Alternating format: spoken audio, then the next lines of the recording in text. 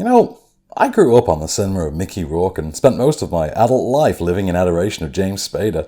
Hell, friends of mine literally present a podcast on their reverence of the erotic drama genre, so I should be the easiest lay in the world for this, right?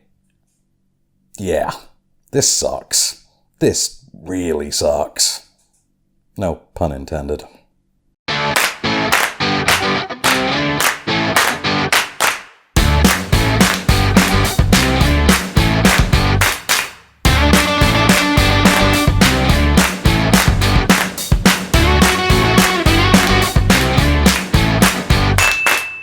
Alicia Vikander is Sophia, an orphan who in her adult years is betrothed to a wealthy importer played by Christoph Waltz. Waltz is pretty much all about the baby making, having had a wife and a son who died previous to the events of the movie, and naturally he gets more than a little frustrated when his new bride can't conceive after a few years of trying.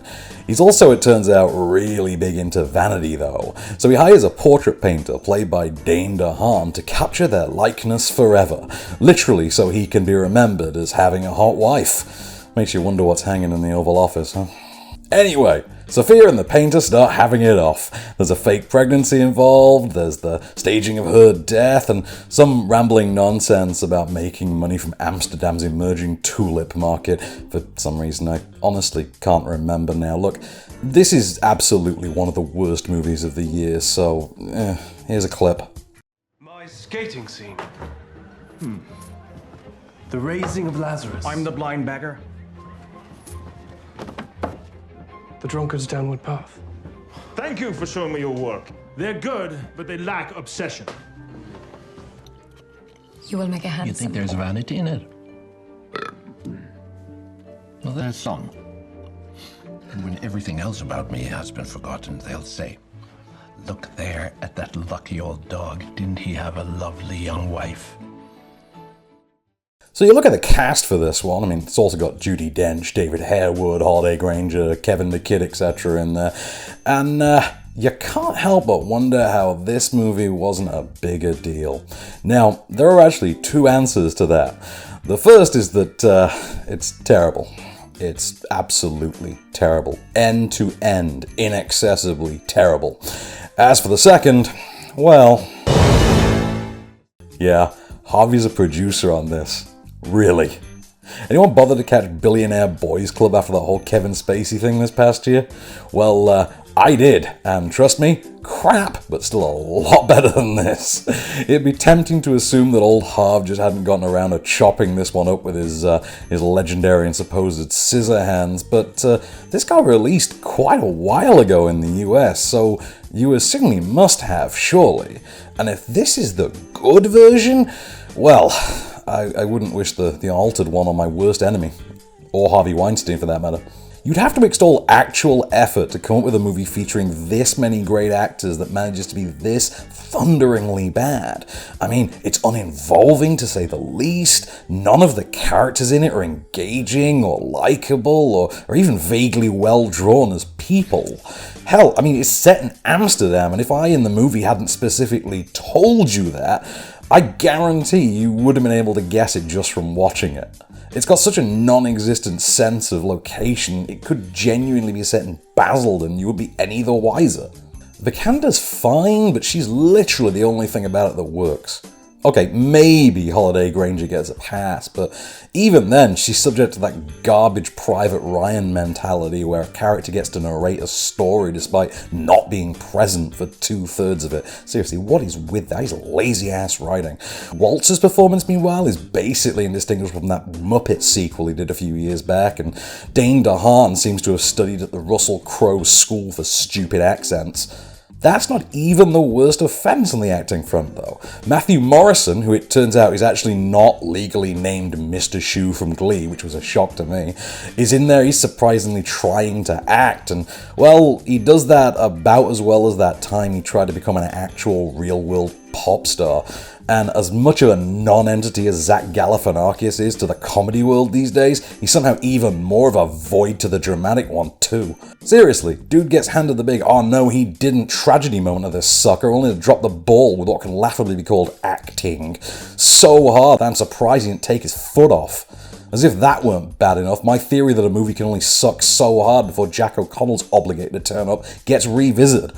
Although hopefully this time I don't get a 45-minute phone call from Fox trying to get me to change a review. It was 2012's Starred Up, if you're wondering, by the way. Deborah Mogak's co-written this with Tom Stoppard based on her own novel, which means the actual original creator of this demonstrable garbage virus actually signed off on it too. I mean, don't get me wrong, J.K. Rowling did the same thing recently, but at least she has the wealth of a small island nation to back it up. I mean, the story here manages to be simultaneously overly complex and stupidly simplistic at the same time. The characters are all people you can't wait to see drown in some horrific way, and thanks to relativistic physics, 107 minutes of this really can feel like the better part of a week, which isn't helped by it being so time-warpingly dull that I could actually feel my hair growing as it plodded on and limped toward the end. I mean, it limps towards an ending so dumb and unsatisfying, I'm shocked it wasn't part of a Warner Brothers cinematic universe.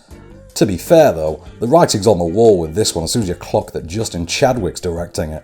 I mean, I don't think anyone truly enjoyed The Other Berlin Girl, which is quite poor for a lot of the same reasons this is, but not quite as poor, if you know what I mean. And his Mandela movie a couple of years back largely only worked because Idris Elba's so damn charming he balances charisma and sexy cool like a goddamn Hanzo sword. I mean, the movie itself was competently directed.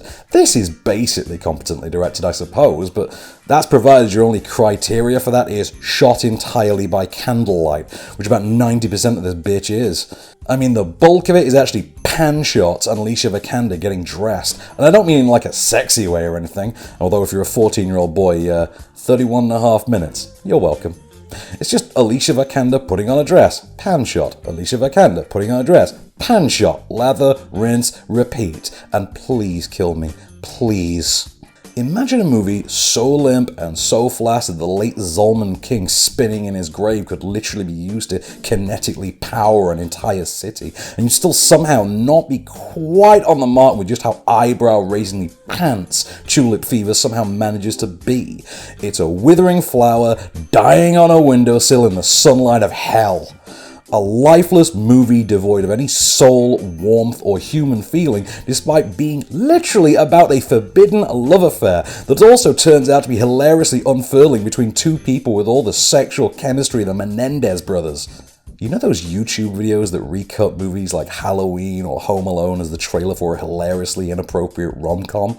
Meet the actual movie version of that, a film you kind of hope is some kind of slapstick farce, and they just accidentally recut it as a would-be tight and tawdry drama instead, except it isn't. It's just garbage. And if it were an actual tulip, you'd snip the head off it as an act of mercy. 1 star from me. And believe me, that is me being charitable. Extremely charitable. I mean, James Spader made Supernova. Mickey Rourke was in that remake of Get Carter once upon a time. Neither of those were as soul-destroyingly poor as this. Luckily, all hope wasn't quite lost for me this week, because I got to see Mug, which comes out on Friday as well, and that kind of blew me away. It's a Polish movie from Małgorzata Samorska.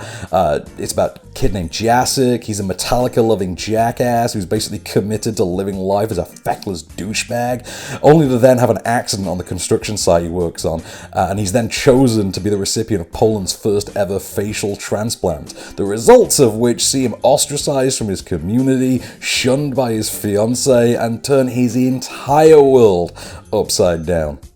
It's incredibly moving, but also incredibly funny at times. Opens with a frankly brilliant visual gag, which then segs into Metallica's Hardwired, and involves the construction of the largest statue of Christ ever recorded, which I didn't realize was actually a real thing, by the way. It's bizarre and wonderful, and I loved every minute of it. And Matthew Kokovitz is an absolute belter as Jacek. I laughed, I cried. Mug is a hell of a movie. 4-star time, and you should absolutely see it if you can.